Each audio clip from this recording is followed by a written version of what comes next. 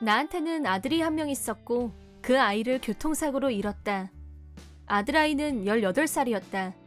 빛나는 나이에 떠나간 아들을 잃은 슬픔은 쉽게 떨쳐지지 않았고 남편과 나는 절망 속에 함께 있었다. 그런 우리를 더욱 힘들게 하는 일이 또 일어났다. 남편과 시댁은 사이가 안 좋았고 거의 왕래도 없이 살았었는데 아들아이 일이 있고 나서 갑자기 시어머니가 자주 찾아오기 시작했다. 시아버지는 이미 돌아가셨고 혼자 남은 시어머니는 아들아이를 잃은 우리 부부에게 너희들 애 앞으로 보험 들어놓은 거 있지? 라고 물었다. 그게 무슨 뜻으로 하는 말씀이세요? 우리는 지금 하나밖에 없는 아들을 잃었어요. 보험을 들었건 말건 어머님이 상관할 일은 더더욱 아니고요. 내가 왜 상관을 못해? 자식 돈이면 내 돈인데 내가 힘들면 그 돈 좀 줄 수도 있지 않니? 그만 돌아가세요. 시어머니는 아들아이의 보험금이 탐난 모양인데 이제 겨우 고등학생인 아이한테 무슨 대단한 보험을 들었을 거라고 생각한 건지 조금 받은 건 있지만 장례식을 치르고 납골당을 마련하자 그 돈도 거의 다 쓰고 없었다. 그 후 시어머니한테 그렇게 말하자 실망했는지 당분간은 연락이 다시 뚝 끊어졌었는데 가해자 측에서 보상금으로 매해 5천만 원씩 우리 부부한테 지급하게 된 걸 어디서 들었는지 다시 찾아왔다. 너희 목돈 들어왔다면서 보험금 없다고 시치미 떼더니 너도 참 얄밉다. 시어미 돕는 게 그렇게 싫으니? 그 돈은 아들아이 돈이에요. 저희는 아직 그 돈 한 푼도 안 썼어요.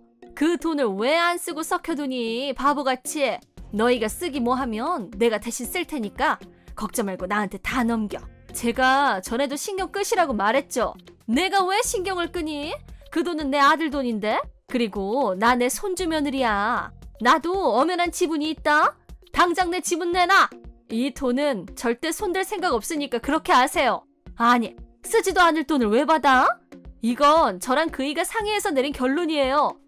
단호하게 말했지만 시어머니는 우리한테 돈이 있다는 걸 안 이상 쉽게 물러나지 않았다. 시어머니는 수단과 방법을 가리지 않고 돈을 뜯어내려고 했다. 매일 새벽 5시부터 집에 찾아와서 쿵쿵쿵 문을 두드리고 배를 누르고 내가 힘들어서 그래. 제발 나 돈 좀 줘. 문 좀 열어. 라며 고문을 했다. 그러다 보니 옆집에서 아침마다 자기 시어머니가 찾아와서 떠드는 소리가 우리 집까지 다 들려. 아침잠 설친다고 식구들이 난리야. 정말 죄송해요. 옆집에서 항의가 들어온 후로 시어머니한테 제발 그만하라고 했지만 그야 네가 돈만 주면 나도 바로 그만두지. 나도 피곤해. 라면서 절대 물러서지 않았다. 경찰에 신고도 해봤지만 그때만 잠깐 조용할 뿐 다시 같은 일이 반복됐다. 옆집에서도 점점 거칠게 항의했고 스트레스로 터져버릴 것만 같았다. 집으로 찾아오는 걸로 안 되자 낮에는 남편과 내 직장까지 찾아와서 돈 내놓으라고 쌩 난리를 쳤지만 나와 남편은 그런 사람 때문에 아들아이 앞으로 받은 돈에 손대고 싶지 않았다. 쫓아오는 걸로 통하지 않자 시어머니는 주변 사람, 친척들 할 것 없이 우리랑 연관된 모든 사람한테 가짜 뉴스를 퍼뜨렸다. 우리 부부가 아들 사망 보상금으로 호화 여행에 사치를 한다고 소문을 낸 것이다. 물론 그건 사실과 다르다고 해명했지만 사람들은 우리를 의심했고 나와 남편이 걸어가는 것만 보여도 저 사람들이야. 아들 보상금으로 명품만 골라 쓴다는 사람들. 설마 아들 보험금 노리고 사고도 일부러 꾸민 거 아니야? 부모가 돼서 어떻게 그런 짓을 해? 근거도 없는 가짜뉴스가 걷잡을 수 없이 퍼졌고 친척들은 밤낮 가리지 않고 전화를 걸어서 아들 목숨값 받아서 흥청망청 쓰니까 좋냐? 쓰레기 같은 것들. 아들도 일부러 죽게 내버려둔 거 아니냐? 니들하고 친척이란 게 알려지면 나도 쪽팔려서 못 살아. 당장 이 동네에서 멀리 이사가! 라고 욕을 했다. 죽게 내버려두다니. 그건 우리를 2번 죽이는 말이었다. 사람들 입은 정말 폭력적이었다. 아들아이 대신 내가 사고를 당했더라면 하는 생각을 하루도 하지 않은 날이 없었다. 더는 참을 수가 없었고 시어머니를 불러서 제발 그만하세요. 저희한테 왜 이러세요? 라고 하자 참 답답하네. 왜 이러는지 몰라서 묻니? 돈을 주면 나도 그만하고 소문도 잠재워 준다니까. 남편은 화가 나서 당신 같은 인간 보고 싶지 않으니까 두 번 다시 찾아오지 마세요. 라고 했지만 그게 소원이면 5천. 그럼 안 올게. 라고 했다. 이런 인간하고 같이 있는 것 자체가 혐오스러웠다. 알았으니까 돈 준비해서 연락할 테니까 그때 다시 와요. 라고 남편이 말했다. 아들아이 앞으로 받은 돈은 그냥 두고 우리가 가진 돈을 이리저리 모아서 합쳤더니 5천 가까이 준비할 수 있었다. 시어머니한테 연락하자 아들아이 제삿날에 돈을 받으러 왔다. 오라고 해서 온 거다. 돈 어디 있니? 니들 마음 편하기 전에 받아가야지. 정말 이러고도 사람일까? 하필이면 아이 첫 제사에. 시어머니가 끔찍하게 싫었지만 얼른 돈을 줘버렸다. 1초라도 빨리 이 사람과 연을 끊고 싶었다. 받으셨으면 빨리 나가세요. 그리고 다시는 오지 마세요. 이게 마지막이에요. 그러자 인간이란 게 의심스러운 말을 뱉었다. 이제 오라고 해도 안 와. 아, 오래간만에 발 뻗고 자겠네. 1년 중에 오늘이 제일 운 좋은 날이다. 라고 그 순간 나는 나도 모르는 목소리로 말했다. 지금 당신 뭐라고 했어? 1년 중 제일 운 좋은 날이라고 했는데 왜? 뭐 불만 있니? 오늘이 바로 우리 아들 첫 제삿날이야. 그런데 뭐? 1년 중 제일 운 좋은 날이라고? 사람이면 그런 말 못하지? 그걸 내가 어떻게 하니? 제삿날을 외우고 다니리? 지가 재수가 없어서 그렇게 됐지. 그게 뭐 내 탓이라도 된다는 거야 뭐야?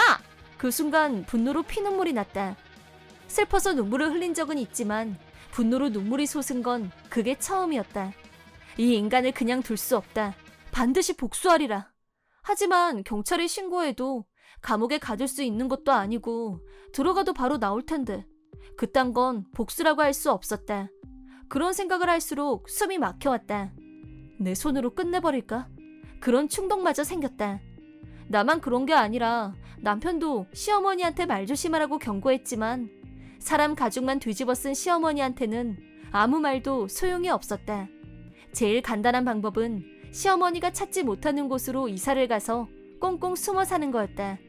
하지만 여기는 아들아이가 태어났을 때부터 살던 곳이고 거리마다 아들아이와의 추억이 있는 곳이다.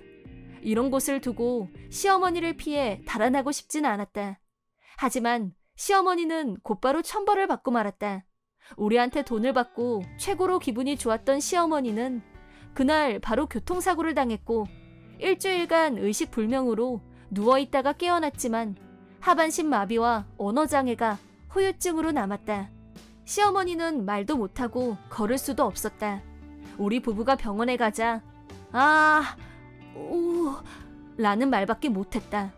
돈 달라고 쫓아다니며 온갖 나쁜 말, 먼저 간 손자한테 명복을 빈다는 말 한마디 없었던 시어머니는 이제 평생 아무 말도 할 수 없게 됐다. 자기 다리로 걸을 수도 없었기 때문에 평생 휠체어에서 누군가의 도움을 받으며 살아야만 했다. 그런 시어머니를 나와 남편은 불쌍한 눈으로 내려다봤다. 담당 의사한테 저희 어머님 잘 부탁드립니다. 라고 머리 숙여 인사했다. 그 후 우리는 한 번도 병원을 찾지 않았다. 오랜 입원 후 퇴원하게 된 시어머니는 장애자 지원을 받아 시설에 들어가 살게 됐다. 퇴원 후 시설로 가는 날 병원에서 연락이 왔다. 남편은 그런 사람 같지 않은 사람 만나러 갈 필요 없어. 라고 했지만 나는 마지막으로 시어머니를 보러 갔다. 내가 병실로 가자 시어머니는 나한테 뭔가 말을 하려고 했는데 라고 했지만 나는 밝게 웃으며 다 운이 나쁜 탓이죠 어머님 이라고 하자 시어머니는 눈을 동그랗게 뜨더니 자기가 예전에 했던 말이 생각났는지 얼굴이 불그락 푸르락 했다. 시어머니는 퇴원 후 시설에 들어갔다. 시어머니는 이제 직접 돈 쓸 일도 없고 시설에서 나오는 건 상상하기 힘들었다. 화장실도 남의 도움을 받아야만 갈 수 있으니까. 쇼핑, 여행, 꿈이 많았겠지만 이젠 불가능하다. 아들아이의 교통사고를 운이 나빠서 그런 거 어쩌냐고 하더니 자신이 똑같은 일을 당하고도 과연 그런 생각을 하는지 궁금하다. 이래서 사람 일은 한치 앞을 모른다고 하나 보다. 우리 부부는 시어머니한테서 해방됐다. 시어머니의 우연한 교통사고 때문에 죽은 아들아이를 다시 만날 수는 없지만 앞으로는 차분한 마음으로 아들아이를 생각하고 아들아이 산소에 갈 수 있을 것 같다. 나는 남편과 아들이 있는 평범한 주부로 아들이 다니는 유치원에는 민폐맘이 한 명 있다. 민폐맘 은상엄마는 툭하면 지각, 약속 펑크는 물론 유치원 행사에 지각하고 민폐를 끼쳐도 사과하는 법이 없었다. 은상엄마, 어제 쓰레기 줍는 날이라고 참가하라고 내가 연락했는데 왜 안 왔어요? 나 갔는데? 끝나기 몇 분 전에 온 게 온 거예요? 자꾸 그러면 다른 엄마들 부담이 커진다고요. 내가 꼭 시간 지켜서 오라고 신신당부했잖아요. 뭘 그렇게 열을 내? 기껏해야 유치원 쓰레기 줍는 일에 누가 하든 그게 뭐가 중요해? 깨끗해지기만 하면 되지. 그건 은상엄마 생각이고요. 혼자만 편하면 다른 엄마들은요? 그럼 불공평하잖아요. 알았어. 다음번엔 지각 안 하면 되지? 잔소리 진짜. 항상 이런 식으로 사람 속을 긁었다. 나만 그런 게 아니라 다들 전반적으로 은상 엄마를 싫어했다. 하지만 아들인 은상이는 참 예쁜 애였고 우리 아들하고도 잘 놀았다. 그러던 어느 날 나하고 친하게 지내는 그룹 엄마들 사이에서 전부터 말했던 여행 얘기를 하게 됐다. 이달 말에는 디즈니랜드 갈 시간이 될 것 같지 않아? 이제야 겨우 다들 시간이 맞았네? 그러니까 너무 신난다. 우리 남편도 가끔씩 스트레스 풀라면서 적극 밀어주더라? 가서 신나게 놀자고. 우리 아들도 신나서 난리야. 우리는 전부터 다 같이 디즈니랜드에 가기로 약속했었다.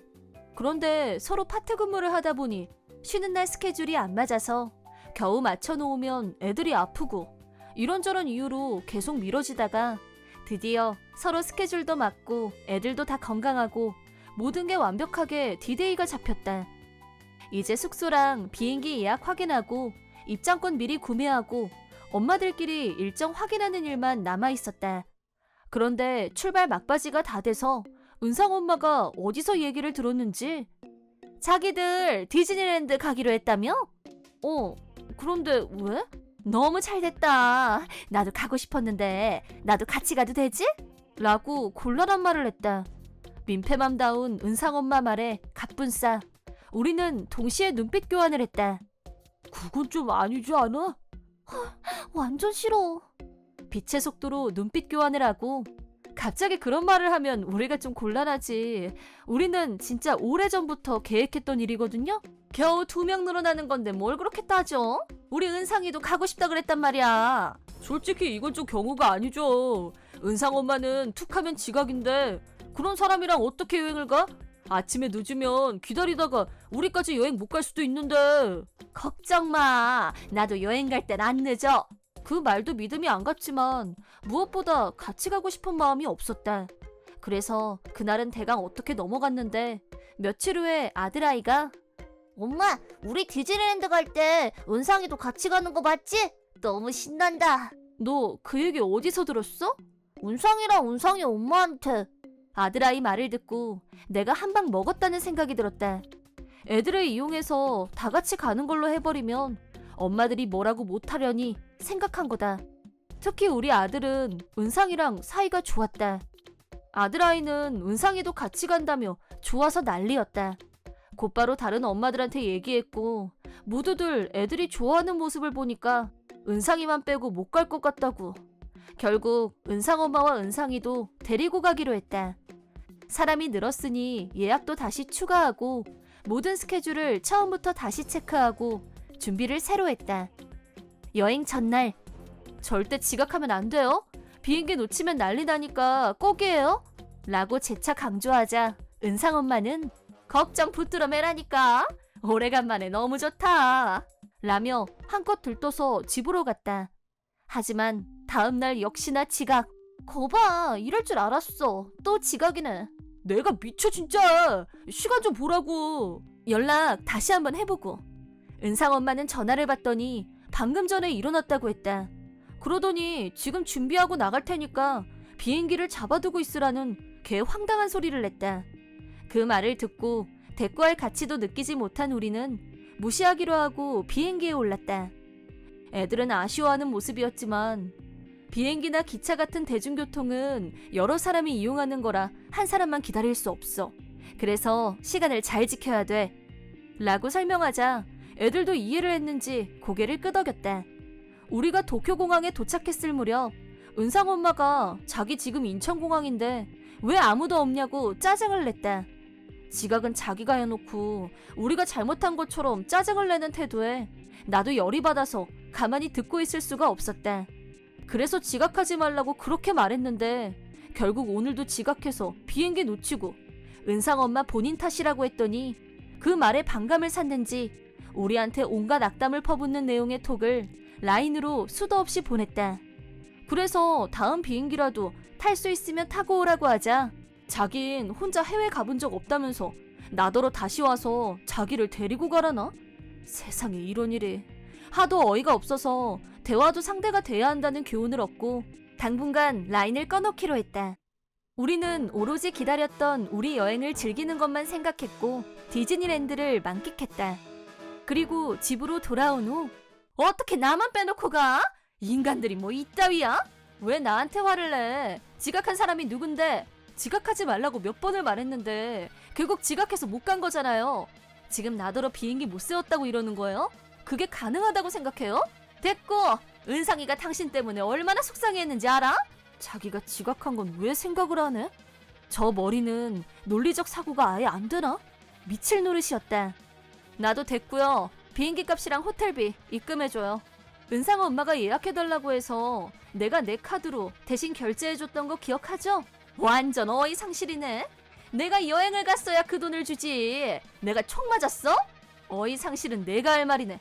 본인이 지각해서 당일 캔슬된 거니까 당연히 변상해야 말이 되는 거죠.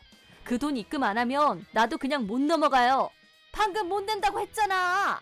지각한 건 본인 탓인데 돈은 절대 못 낸다고 하고. 이 여자는 정말 답이 없었다. 그런데 며칠 후 은상이 할머니란 분이 집에 찾아왔다. 안녕하세요. 불쑥 찾아와서 미안해요. 난 은상이 할머니인데 얼마 전에 디즈니랜드에 갔다고 들었어요. 네? 네. 그런데 당일날 은상이네만 빼놓고 갔다면서 우리 은상이가 어찌나 서럽게 울던지 내가 너무 속이 상해서. 솔직히 은상이를 생각하면 나도 마음이 안 좋았다. 할머니께 어떻게 된 사연인지 있는 그대로 자세히 말씀드렸다. 그러자 처음으로 진상을 알게 된 은상이 할머니는 지금 한 말 틀림없는 사실 맞죠? 네, 은상이 엄마가 원래부터 지각도 잘하고 약속 펑크도 잘 내고 유치원 청소하는 날에 전혀 안 오고 좀 그랬어요. 그래서 저희도 이번 여행은 절대 지각하면 안 된다고 몇 번이나 강조했는데 결국 또 지각을 해서 어쩔 수 없이 저희들끼리만 간 거예요. 난 그런 줄도 모르고 정말 미안해요. 나는 애들끼리 사이가 틀어져서 그런가 걱정이 돼서 그만. 아니에요. 은상이랑 우리 아들은 제일 친한 사이예요. 저희 아들도 은상이가 없어서 서운했어요. 내가 오해를 했었네요. 돈 문제는 내가 책임지고 해결할게요. 라고 몇 번이나 미안하다고 하시고 돌아가셨다. 그리고 며칠 후 은상 엄마와 남편분이 같이 우리 집에 와서 그동안 집사람이 폐를 많이 끼쳤다고 들었습니다. 정말 죄송합니다. 이건 여행비예요. 당신 뭐해? 미안해요. 분위기로 봐서 은상 엄마는 은상이 할머니와 아빠한테 단단히 혼이 난 것 같았고 고개를 푹 숙이고 나랑 눈도 안 마주쳤다. 앞으로 다시는 민폐 끼치지 않게 아내한테 단단히 일러두겠습니다. 저도 은상이가 엄청 속상해했단 말 듣고 마음이 안 좋았어요. 이건 우리 애가 은상이 준다고 사온 선물이에요. 이런 것까지 고맙습니다. 은상 아빠와 엄마는 사과와 함께 여행비를 지불하고 집으로 돌아갔다. 이번 일은 이렇게 해결됐지만 솔직히 은상 엄마가 갑자기 달라질 거란 기대는 하지 않았다. 그런데 이게 웬열? 은상 엄마는 완전히 딴 사람이 돼서 우리를 놀라게 했다. 얘기를 들어보니 이번 일로 엄청나게 화가 난 남편과 시어머니가 앞으로 민폐 끼치는 일은 2번 다시 없어야 한다며 시어머니가 아예 같이 살기로 했다고 한다. 24시간 시어머니 관리 체제 하에 살게 된 은상 엄마는 전처럼 루즈한 생활이 불가능해진 거였다. 사정을 알고 나니 저절로 고개가 끄덕여졌다. 그때 우리 집에 와서 계속 고개를 떨구고 있었던 것도 반성한 게 아니라 시어머니 모시고 살 생각에 기가 죽은 거였네. 그게 다 자업자득이란 거고 앞으로 사는 게 퍽퍽해지겠지만 제발 사고 구조까지 바뀌었으면 좋겠다. 나와 아내는 특별할 게 별로 없는 평범한 부부였다. 그런 내가 어느 날 갑자기 지옥을 경험했다. 그날도 다른 날과 똑같이 지하철을 타고 귀가했다.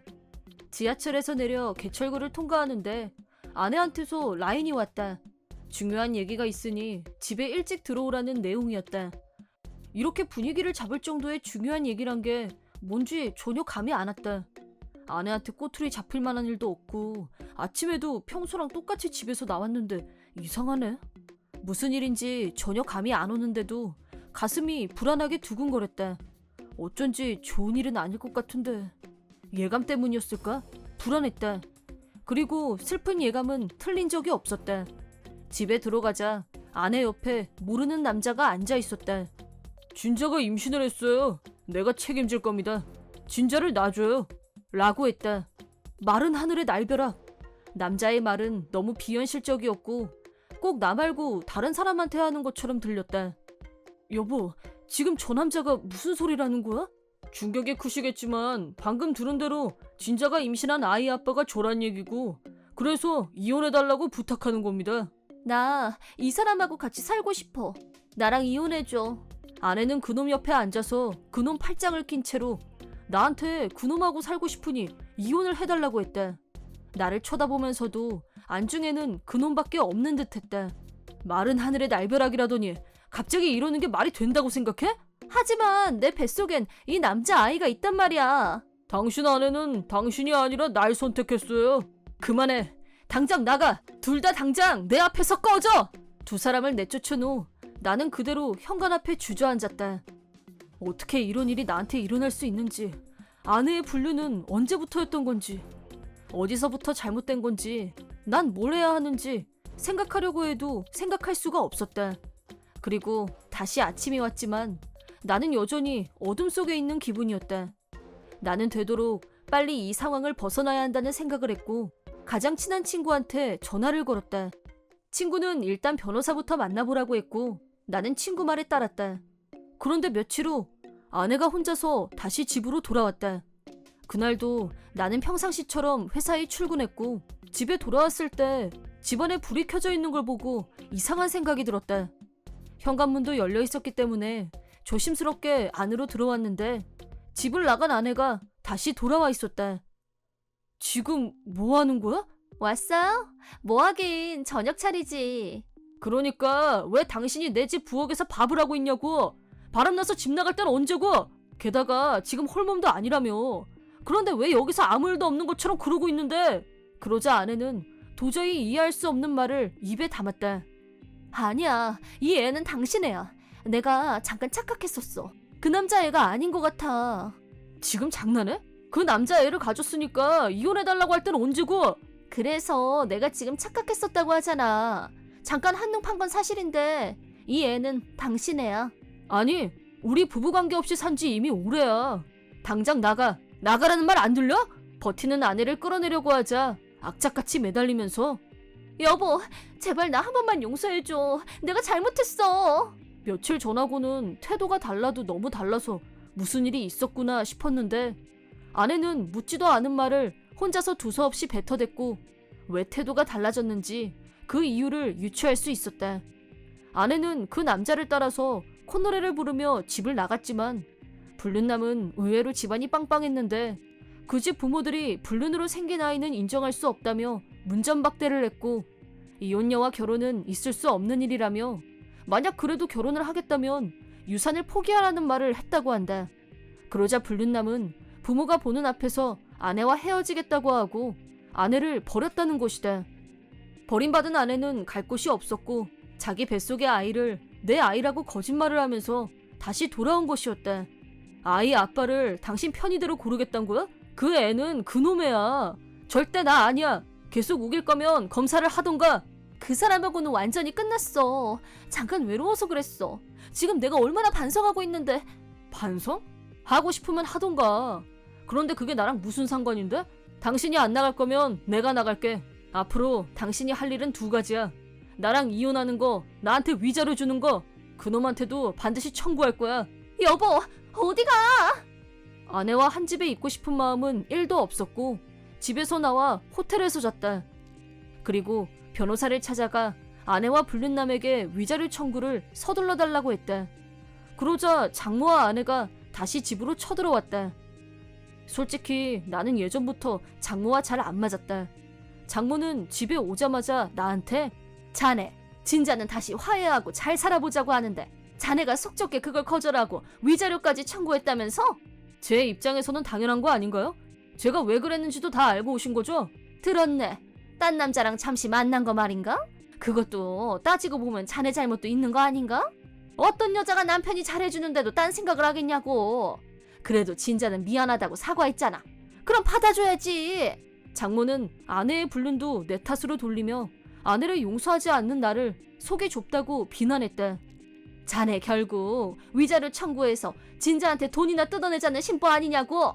위자료는 돈을 뜯어내는 게 아니라 아내의 불륜으로 상처 입은 심적 정신적 피해를 보상받는 의미에서 청구하는 겁니다. 유식한 말로 포장해봐야 속뜻은 똑같잖아.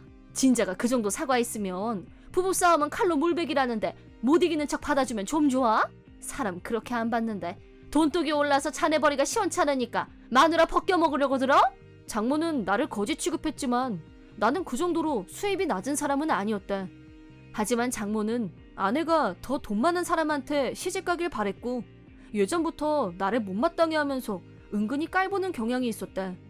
그런 내가 아내의 불륜을 용서하지 않자 별것도 아닌 놈이 하면서 나한테 화를 내는 거였다.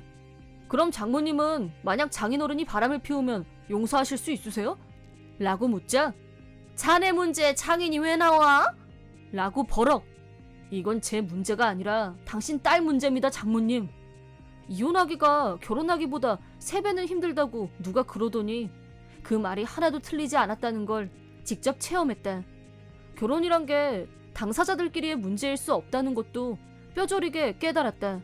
결국 장모와 아내를 집에서 억지로 몰아냈지만 내가 아무리 하고 싶은 말은 변호사를 통해서 하라고 해도 전혀 말을 듣지 않았고 정말 여러모로 피곤했다. 반면 불륜남 쪽은 절차가 순조롭게 진행됐고 불륜남 본가와 회사에 내용 증명을 보냈다. 불륜남은 회사에서 영업 담당이었는데 신용을 생명으로 삼는 영업에서 불륜이나 저지르고 다니는 놈한테는 일을 믿고 맡길 수가 없다며 회사에서도 자천당했다고 한다. 그놈은 불륜을 저지른 주제에 태어나게 내 집에서 나를 기다리고 있었다. 아무리 생각해도 정상은 아니다 싶었는데 내가 말이 없고 감정 표현을 안 하는 사람이라 아마 조용히 이혼해 줄 거라고 아내가 그놈한테 그렇게 말했었다고 한다. 그래서 내가 자기 회사에 내용 증명을 보내고 불륜 사실을 폭로할 거라고는 전혀 예상하지 못했었던 모양이었다. 아내가 그렇게 한치 앞도 못 보는 멍청한 놈한테 빠지다니 뭐라 설명하기 어려울 정도로 마음이 복잡했다. 놈은 회사에서는 자천됐지만 그 집안에서는 이 일이 알려지는 걸 극도로 조심하는 눈치였고 돈보다도 소문이 나기 전에 마무리해달라며 꽤 큰 금액의 위자료를 속사포로 지불했다. 불륜남은 집안에서 내쳐졌고 아내를 버렸음에도 불구하고 끝내는 유산 상속에서 제외되고 말았다. 남은 문제는 아내 쪽이었는데 그날을 시작으로 아내와 장모는 날마다 찾아와서 시끄럽게 굴었고 스트레스와 피로감이 장난 아니었다. 그러던 어느 날 장인어른까지 찾아왔다. 그리고 매일같이 둘이서 어딜 가나 했더니 여기서 대체 뭐하는 짓거리야? 애미나 딸이나 부끄러운 줄 알아야지. 뭘 잘했다고 여기 와서 큰소리야. 성실하고 착실한 남편 놔두고 나가서 딴짓하고 돌아다닌 주제 어디서 뻔뻔하게 여길 다시 찾아와. 애미라는 사람이 딸년 다시 사람 만들 생각은 안 하고 앞장서서 위자료 못 준다고 깽판이나 치고 다니고 말이야. 정신이 있어 없어? 라며 호통을 쳤다. 장인이 자기들 뒤를 밟을 줄은 몰랐던 장모와 아내는 완전히 주눅이 들어서 깨갱하고 있었다. 여보, 진자가 지금 홀몸도 아니고 자기 애도 아닌데 키우라고 할 셈이었어? 이런 뻔뻔한... 다시는 여기 올 생각 말고 조용히 위자료 지불해. 최소한의 도리는 하라는 뜻이야. 너 같으면 한번 배신한 사람하고 다시 시작할 수 있겠냐? 라고 불벼락을 내린 후 두 사람을 끌고 갔다. 그 후 이혼 서류를 접수하고 위자료도 원만하게 해결됐다. 전처는 위자료를 지불할 능력이 없었고 일단은 장인이 돈을 빌려준 것 같은데 앞으로 장인한테 몇 천만 원이나 되는 돈을 다 갚을 때까지 출산하고 얼마 후부터는 장인이 소개한 직장에 다니기로 되어 있었고 장인어른의 감시 속에서 사치와 낭비는 절대 금지, 성실 근면하게 살기로 약속했다고 한다. 태어난 아이는 죄가 없으므로 아내가 일하는 동안 베이비시터를 고용해서 키울 거라고 했다. 장모는 평생을 전업주부로 지내면서 장인어른 그늘 아래서 고생은 모르고 살았는데 집에만 있으니까 세상 물정을 너무 모른다고 장인이 청소회사에 취직을 시켰다고 한다. 고생 좀 하겠네. 아내와 불륜남을 시작으로 장모까지 내 인생이 너덜너덜해진 순간이 있었지만 지금은 그 순간들을 벗어났다. 무개념, 민폐 인간들만 있을 때는 매 순간이 지옥이었지만 다행히 장인이 온전한 사고를 하는 분이라 큰 힘이 됐다. 나는 아내 에미와 둘이서 살고 있다. 우리는 원래 꿀 떨어지는 사이여서 목욕도 같이 하고 둘이서 같이 여행 가는 걸 즐겼다. 특히 신혼 때는 주변 사람들이 민폐라고 할 정도로 애정 표현이 과다했었다. 그런데 결혼하고 1년이 지나자 에미가 부부관계를 거부하기 시작했다. 오늘도 싫어?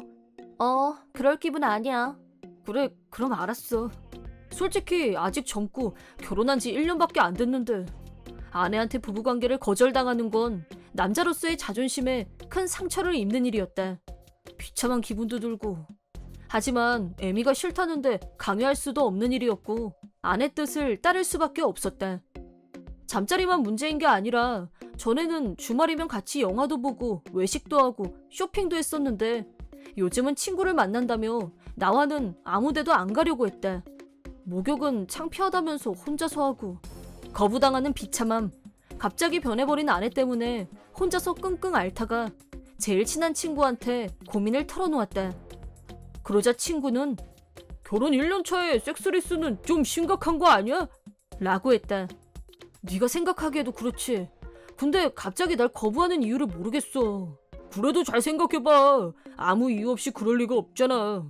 그걸 알면 벌써 무슨 수를 썼지. 아무리 생각해도 아무 생각이 안 나. 그래도 어쨌든 꼭 그 이유를 찾아. 아님 너 앞으로도 결혼생활 진짜 죽음이야. 갑갑해서 어떻게 살아? 야, 협박하지 마. 결혼 1년 만에 벌써 그러면 부부가 아니라 남매지. 이건 중요한 문제야. 친구 말에 전적으로 동감한 나는 다시 꿀 떨어지는 사이로 돌아가기 위해 전력을 다했다. 주말에 에미에게 요즘 우리 같이 쇼핑한 지 오래된 것 같은데 같이 쇼핑 갈까? 라고 분위기를 띄웠지만 회사 쉴 땐 집에서 쉬고 싶어. 라고 딱 잘라 거절했다. 그럼 여행은 어떨까? 새로운 곳에서 신선한 기분을 느끼면 다시 예전 같은 감정이 살아날지도 모르니까.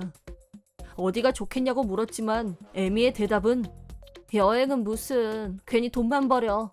라고 역시나 거절했다.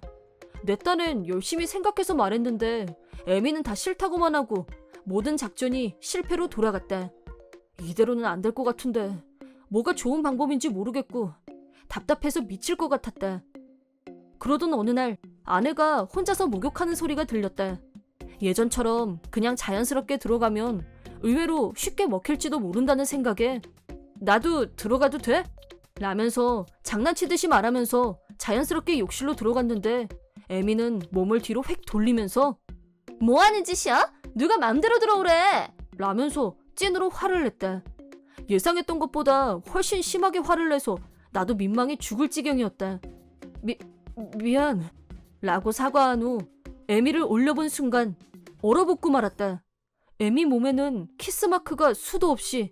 당장 나가라는 고함 소리에 놀라서 밖으로 나오긴 했지만 욕실에서 나온 에미에게 네 몸에 그건 뭐냐고 따지자 에미는 아무렇지도 않게 이거 모기한테 물린 건데?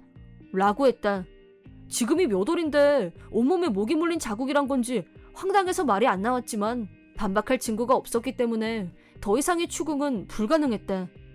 하지만 방금 내가 본 건 분명히 키스마크였어. 내가 반박을 멈추자 에미는 이때다 싶었는지 역공을 들어왔고 나한테 온갖 폭언을 퍼부었다. 내가 같이 목욕 안 한다고 했지? 근데 왜 멋대로 들어와?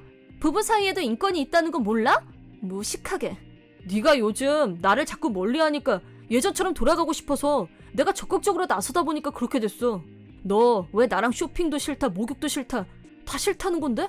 그리고 부부관계도 너 나 거절한 지 얼마나 오래된지 알아? 그게 뭐 어쨌다고 그래? 그냥 하기 싫을 때도 있는 거 아니야? 아무튼 오늘 일은 완전 불쾌했어. 한 번만 더 오늘 같은 짓 하면 나 가만히 안 있을 거야.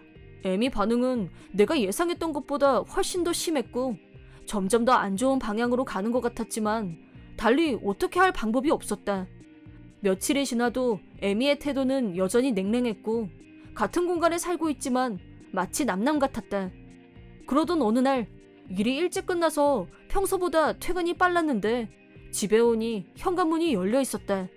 집에 들어가니 샤워 소리도 들렸고 에미도 오늘 일찍 왔구나 하다가 지난번에 에미 몸에 있던 키스 마크가 생각났고 오늘은 증거 사진을 남겨야겠다는 생각이 불현듯 들었다.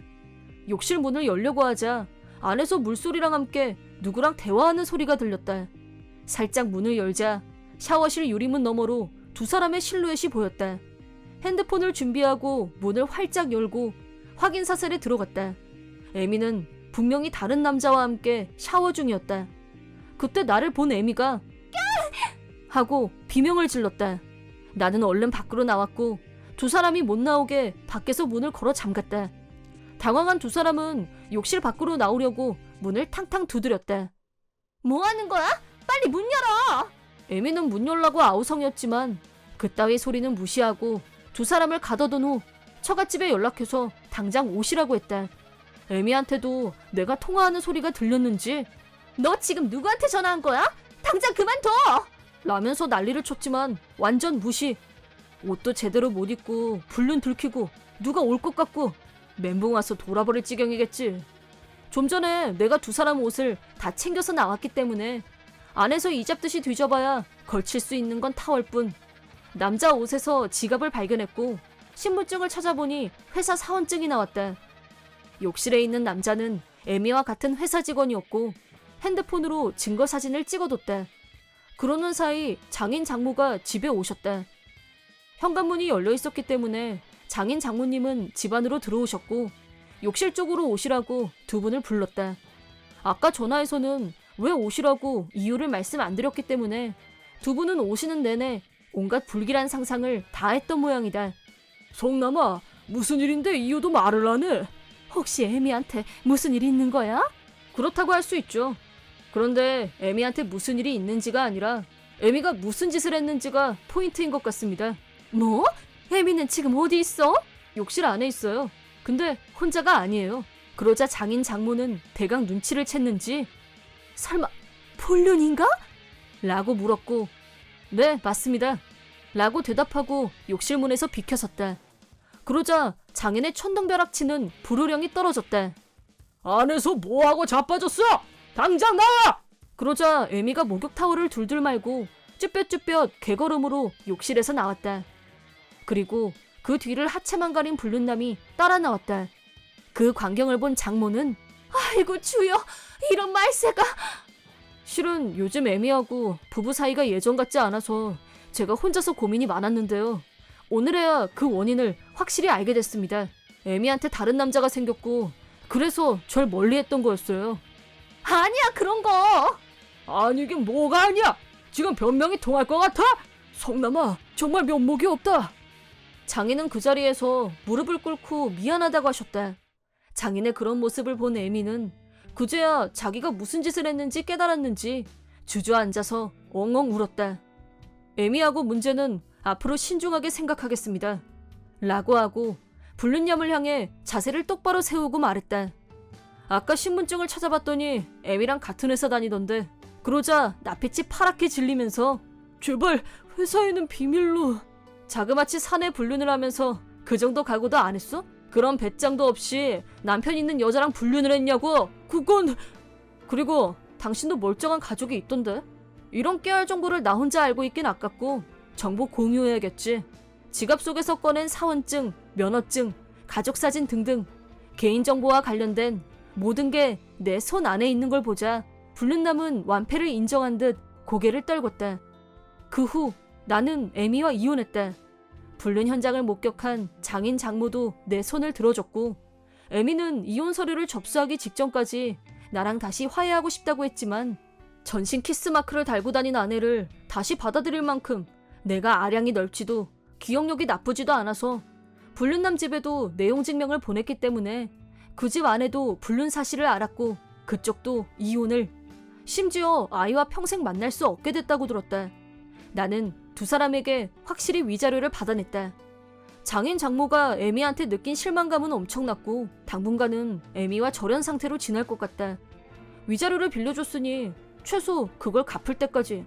사내 불륜이 회사에도 알려지자 두 사람은 당연히 해고를 당했다. 물론 불륜남 아내에게도 위자료를 지불했을 테니 당분간 먹고 살 돈도 모자랄 거다. 에미는 불륜은 잘못했지만 그냥 그건 잠시 놓은 거고 진심으로 사랑하는 건 나라고 변명했지만 내 눈으로 직접 본 것들, 내가 느낀 감정은 그런 말로는 보상받을 수 없었다. 딸아이 생일에 케이크를 사갔는데 다음날 쓰레기통에 들어가 있는 걸 발견했다. 순간 울컥 눈물이. 나는 22살의 아내와 결혼했고 바로 딸아이가 태어났다. 일반적 기준으로 보면 결혼도 출산도 빠른 편이었다.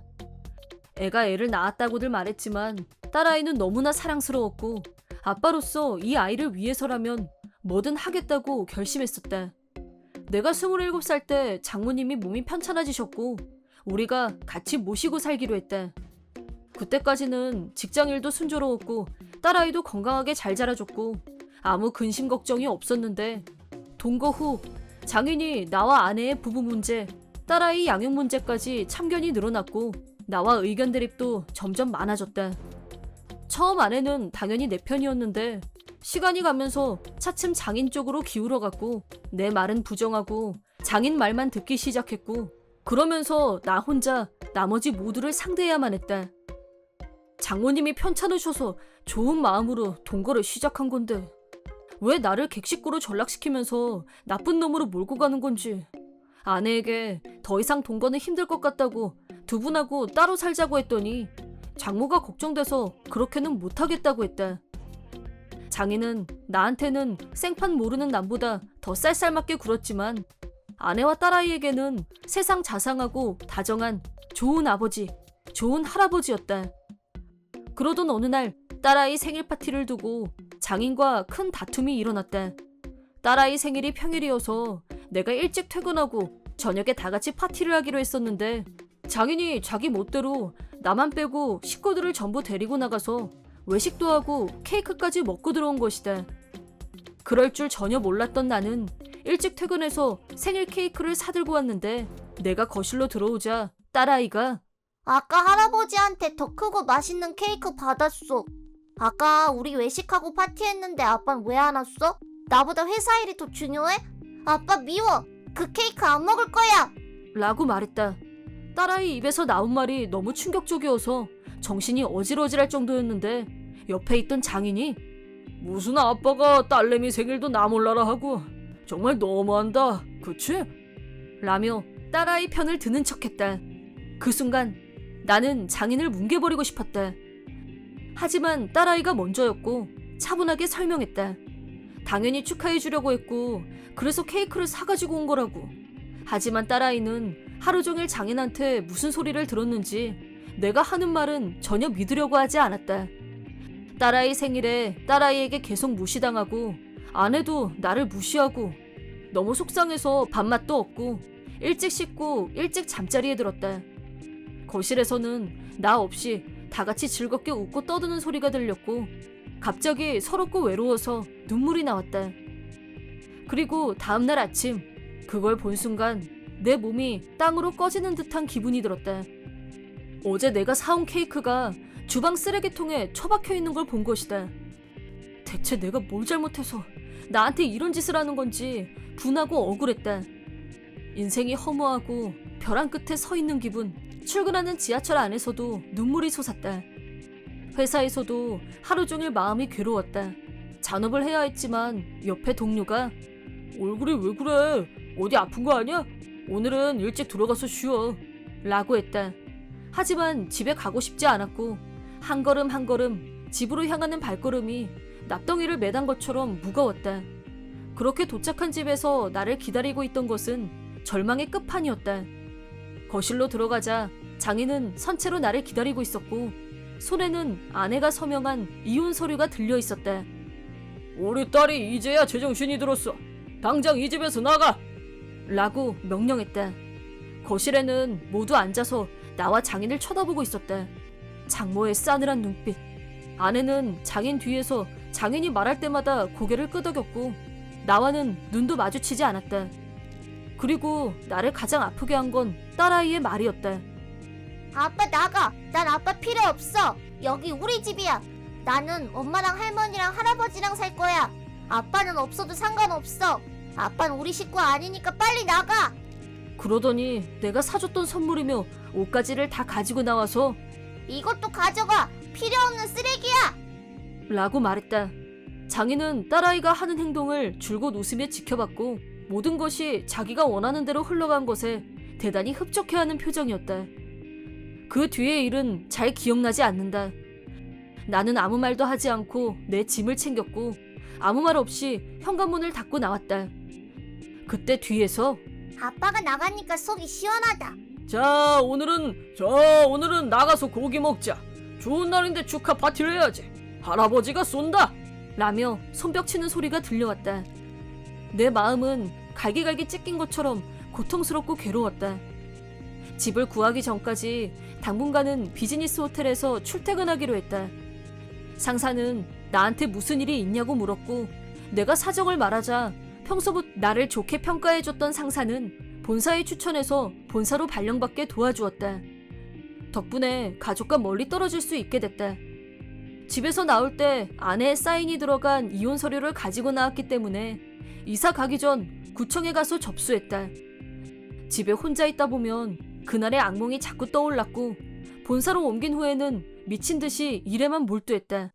그렇게 일한 보람이 있는지 몇 년 뒤 임원직으로 승진했다. 연봉도 2배 이상으로 올랐다. 2년 뒤 본사에서 같이 일하는 여사원 중에 한 명과 회식 자리에서 처음 말을 튼 후 서로 호감을 갖고 연인으로 발전했다. 사귀고 얼마 정도 지난 후 새 연인에게 이혼하면서 생긴 트라우마 때문에 결혼이 꺼려진다고 고백했다. 그러자 여친이 울면서 그럴수록 난 더 결혼하고 싶어. 자기 상처를 치료해주고 싶으니까. 지난 상처도 트라우마도 내가 다 낫게 해주고 싶어. 라고 그녀가 먼저 나한테 프로포즈했다. 그녀에게 청혼을 받은 후 더 이상 과거에 얽매여서 살 수 없다는 생각이 들었고 이제 앞날만 생각하기로 했다. 결혼식은 생략하고 가까운 동료와 양가 부모님, 절친들만을 불러서 여친 집에서 직접 만든 음식들로 조촐한 축하 파티를 열었다. 나를 본사에 추천해준 상사분도 초대했는데 누구보다 기뻐해 주셨다. 결혼하고 1년 아내가 임신을 했고 나는 매사가 조심스럽고 두려웠지만 밝고 사랑스러운 아내 덕에 상처는 아물어갔고 마음의 평화가 깃들었다. 아내는 자그마치 쌍둥이를 임신했고 우리는 흥분으로 들떴다. 순식간에 10달이 지나 아들 하나, 딸 하나가 태어났다.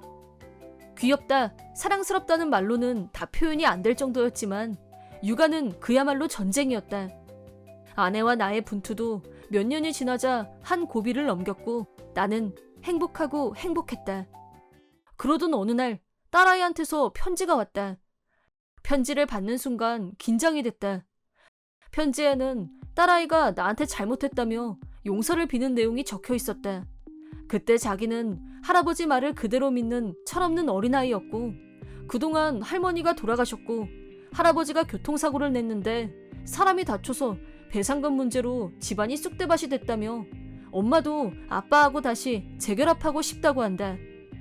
다시 셋이서 완전체 가족으로 돌아가고 싶다. 그리고 빚도 아빠가 같이 갚아주면 고맙겠다는 내용이었다. 솔직히 편지를 읽기 전엔 이걸 읽고 나는 어떤 감정이 들까 상상이 안 됐었지만 편지를 몇 번씩 읽어도 아무런 감정이 없었다. 분노도 없고 도와줘야겠다는 연민도 없었다. 그 사람들이 망가진 걸 보고 나니 나쁜 짓을 하면 스스로 파멸한다는 말이 진리로 다가왔다. 그때 나를 업신여기고 하찮게 대하던 사람들이 자기들이 아쉬워지자 다시 나를 찾는다. 장인이 일으킨 사고로 피해를 입은 사람은 안 됐지만 다른 사람도 아니고 그 장인이다. 내 손으로 지옥에 보내고 싶었던 사람인데 내가 왜 그 인간을 도와? 라고 생각했다. 편지에는 전화번호가 적혀 있었고 나는 바로 전화를 걸었다. 그러자 까마득하게 잊고 있던 딸아이 목소리가 들렸다. 딸아이는 바로 전화를 받았고 옆에는 전처도 같이 있었는데 내 전화가 걸려오자마자 벌써 환호하고 난리였다. 나는 두 사람이 그러건 말건 난 도울 생각은 1도 없다. 이미 이혼했으니 나랑은 상관없는 일이다 라고 선을 그었다. 나는 지금 재혼해서 어여쁜 쌍둥이를 키우며 행복하게 살고 있다. 너는 생물학적 딸이지만 나와 가족은 아니다. 전처와는 더더욱 상관없는 남이고 이건 누가 뭐라고 해도 본인들이 가장 원했던 일 아니냐고. 앞으로 2번 다시 연락하지 말라고 못을 박았다. 딸아이는 수화기를 들고 울었고 전처는 어떻게 애한테 그런 잔인한 말을 해? 라고 화를 내길래 너도 참 뻔뻔하다. 그런 말 하면서 찔리지도 않니? 날 버린 건 너야. 넌 네 아버지를 택했고 그러니까 네 아버지는 네가 책임져. 난 지금 내 가족의 행복이 최우선이야. 라고 전화를 끊었다. 전처는 아무런 대꾸도 못했고 복수할 생각으로 한 말은 아니었지만 비로소 모든 걸 끊어낸 기분이 들었다. 그 뒤로 소문으로 들은 말에 의하면 장인이 사고를 낸 사람은 결국 사망했고 평생 갚을 수 없을 정도의 거액의 위자료를 청구받았다고 한다. 하지만 그때 내가 느꼈던 절망과 상처는 돈으로 환산할 수 없을 만큼 깊었고 무슨 말을 들어도 동정심은 생기지 않았다. 딸아이의 편지를 받았다는 말도 아내에게 하지 않을 생각이다. 그 편지는 이미 찢어버렸다. 나는 이제 모든 과거에서 벗어났고 앞으로도 지금처럼 내 가족을 소중히 할 것이다. 그날은 친구가 자기 집으로 놀러 오라고 해서 친구를 만나러 친구 집에 갔었다. 나는 현재 동거 중이고 사귄 지 2년 정도 된 여친이 있는데 그날 만난 친구 커플과 우리 커플은 커플끼리 같이 자주 어울렸었다. 아무튼 그날 친구한테서 정말 충격적인 얘기를 들었다. 네 여친 낙태 수술했다며? 몸은 괜찮대? 나는 친구가 무슨 소리를 하는지 접수가 안 됐다. 뭐래? 뭔 소리야 그게? 너 몰라? 순간 친구는 아차, 이건 건드리면 안 됐구나 하는 급 당황한 표정으로 다른 친구 얘기를 헷갈렸네 하면서 어물쩍 넘어가려고 했지만 헷갈릴 게 따로 있지. 집요하게 물고 늘어지자 사실대로 말했다. 그리고 친구를 통해서 알았다. 여친이 내 아이를 자기 멋대로 지웠단 사실을. 너 그거 확실한 거지? 틀림없지? 내 여친이 직접 듣고 나한테 해준 얘기야.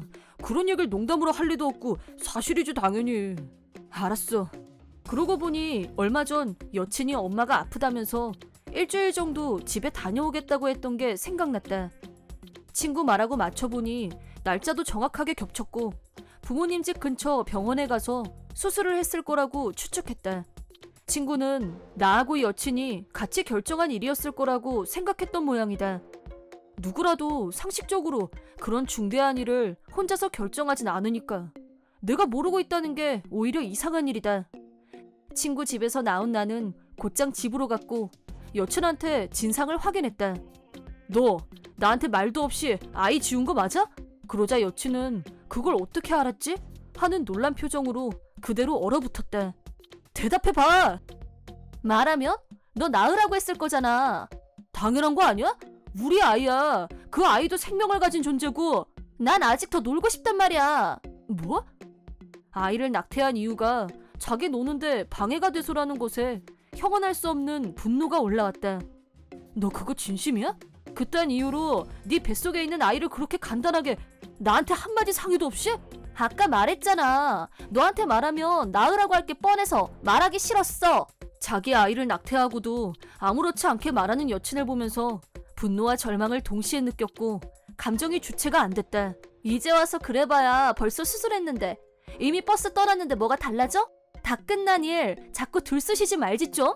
난 그렇게 간단히 없던 일로는 못하겠는데? 그 자리에 계속 있으면 여친을 때리고 싶어질 것 같아서 집에서 뛰쳐나왔다. 나는 나의 모든 것이 무너져 내리는 기분이 들었다. 여친과는 2년이나 사귀었고 동거하면서 결혼까지도 생각하고 있었다. 그런데 뱃속의 아이를, 그 작은 생명을 아무 죄책감 없이 낙태할 수 있다는 게 도저히 용납이 안 됐다. 여친이 있는 집에 다시 들어가고 싶지 않았던 나는 다시 친구 집으로 갔고 그날은 친구 집에서 자기로 했다. 친구한테 아까 있었던 일을 얘기하자 친구는 자기 여친한테 연락해서 오라고 했다. 그리고 친구 여친한테 다시 새로운 사실을 듣게 됐다. 내 여친은 친구 여친한테 자기가 딴 남자를 만났다는 얘기를 했다는 것이다. 상대는 호스트바에서 잘 나가는 남자였고 이미 돈도 상당히 갖다 바쳤다는 얘기를 자랑삼아 했다는 것이다. 낙태를 하기 전에 이 애 아빠가 누군지 자기도 모르겠다면서 나랑 호스트바 남자가 외모가 완전히 다르기 때문에 혹시 애 아빠가 그쪽이면 얼굴 안 닮았다고 DNA 검사하자고 하면 끝장이라면서 차라리 지워버리면 들킬 일도 없을 거 아니냐고 낙태가 답이라고 했다는 것이다. 내 여친한테 그런 얘기를 듣고 난 후 친구 여친도 전에는 친한 친구라고 생각했었지만 무개념 언행에 너무 실망해서 지금은 가까이 하고 싶지 않다고 했다. 그리고 자기 남친의 절친인 내가 배신당한 것도 모르고 있는 게 화가 나서 견딜 수 없었다면서 자기가 알고 있는 건 전부 다 말해줬다. 내 여친은 그 호스트바를 너무 많이 출입해서 외상값이 장난이 아니었는데 혼자서 갚을 능력이 안 됐다고 했다. 자기 월급으로 해결이 안 돼서 내 돈에까지 손을 댔다는 것도 처음 알았다. 그래도 여전히 호스트한테 갚아야 할 돈이 잔뜩 남아있었고 결국 외상값을 갚기 위해 호스트바에서 알선해준 매춘까지 하고 있다고 했다. 하지만 여친은 자기 존엄이 바닥까지 내려갔는데도 전혀 아무렇지도 않아 했고 외상값도 갚고 덤으로 자기도 부수입이 생겼다며 좋아했다는 것이다. 들으면 들을수록 내가 알던 사람이 맞나 싶을 정도로 추한 민낯이 드러났다. 과연 그녀가 임신한 아이 아빠 후보가 나와 호스트바만 있을까? 제3의 인물이 더 있는 거 아닌가? 이게 다인 건지 아님 내가 알아야 할 게 혹시 더 있는 건 아닌지 절망과 분노는 끝이 없었다. 나는 그 두 사람에게 복수하기로 마음먹었다. 우선 이 일을 여친 부모님께 있는 사실 그대로 알리기로 했다. 사실 여친은 좀 놀던 여자이긴 했었다. 나를 만나기 전까지는 툭하면 알바에서 잘리고 술집에 나가서 일하고 부모 속을 어지간히 썩였었는데 나를 만난 후로는 애가 싹 달라져서 딴 사람이 됐다고 굉장히 좋아하셨었다. 안심하고 계실 여친 부모님께 이 사실을 말씀드리기가 힘들었지만 여친이 한 행동은 도저히 용서가 안 됐다. 친구 집에서 자고 난 다음 날 여친 부모님을 찾아뵙기로 했다. 여친 부모님은 도시와는 먼 작은 시골에 살고 계셨고 내가 불쑥 찾아뵙자 몹시 놀라셨다. 내가 온 이유를 다 말씀드리자 여친 아버지는 어머니께 그 계집애 당장 끌고 내려와! 라며 고함을 질렀다. 어머니 전화를 받은 여친은 속사정도 모르고 그저 오라니까 아무 생각 없이 집으로 내려왔다. 그리고 집에 도착하자 아버지의 보르령이 떨어졌다. 이런 벌레만도 못한! 대체 어떻게 해야 사람이 될래? 차라리 너 죽고 나 죽자! 라면서 아버지한테 얻어맞고 쓰러졌다. 그런데도 여친은 자기가 왜 혼나는지 전혀 눈치를 못 챘고 왜 때리냐며 바락바락 대들었다. 그때 내가 모습을 드러내자 놀라서 비명을 질렀다. 네가 왜 여기 있어? 네가 한 짓 전부 부모님께 말씀드리러 왔어. 뭐? 내가 한 무슨 짓? 전부 다 아이 낙태한 거, 빚까지 지면서 호스트바 드나든 거, 그리고 그 다음 일까지 전부. 그제야 여친은 분위기를 파악했다. 넌 어떻게 그걸... 지금 그게 중요해? 너를 사람 만들어준 게 정한이야. 근데 배신하고 나중에 후환 생길까봐 뱃속에 애를 죽여? 넌 겉만 사람이지 짐승만도 못해. 당장 무릎 꿇고 빌어. 잘못했다고. 아프다고. 여친은 아버지 성화에 못 이겨 억지로 무릎을 꿇고 비는 신용을 했다. 미안해. 잘못했어. 용서해줘. 정말 면목이 없네. 딸아이가 가져간 돈은 내가 변상하고 다시는 이 집에서 한 발자국도 못 나가게 할 거야. 말도 안 돼. 난 그렇게 못 살아. 너같이 정신 나간 애가 도시에 나가면 점점 더 페인받게 더 돼. 여기서 조용히 살아. 여친은 자기가 시골 출신이란 것에 대해 심한 콤플렉스가 있었고 그런 그녀에게 시골에서 살라고 했으니 상당히 충격이 컸을 것이다. 내가 상관할 일은 아니지만 여기는 자연에 둘러싸여 있는 조용하고 아늑한 곳이지만 젊은 친구들은 답답한 시골이 싫다며 모두들 학교를 졸업하면 도시로 떠난다고 한다. 그래서 여기 주민들은 대부분 노인층이었고 여기서 한 발자국도 벗어날 수 없게 된 여친 입장에서 보자면 여기야말로 철장 없는 감옥일 것이다. 나는 따라가겠다는 여친을 뿌리치고 혼자 돌아왔다. 마지막까지 악착같이 매달렸지만 거부했다. 그리고 며칠 후 여친 부모님은 여친이 탕진한 돈을 송금해 주셨다. 아버님은 이 돈을 앞으로 여친이 일을 해서 갚게 할 거라고 했다. 여친 일이 정리된 후 다음은 호스트바 남자에 관해서 조사를 의뢰했고 그 결과를 듣고 경찰서를 찾았다. 호스트바 남자는 여친한테 매춘 행위를 시킨 후 상대가 기혼자 혹은 뒤가 구린 놈을 골라서 가정에 폭로하겠다고 협박한 후 돈을 뜯어왔다는 사실을 알았고 증거와 증언도 이미 확보된 상태였기 때문에 바로 체포됐다. 그놈은 호스트바에서도 넘버 3 안에 들어갈 정도로 인기였다고 한다. 하지만 사장이 범죄자는 고용할 수 없다며 바로 해고했다.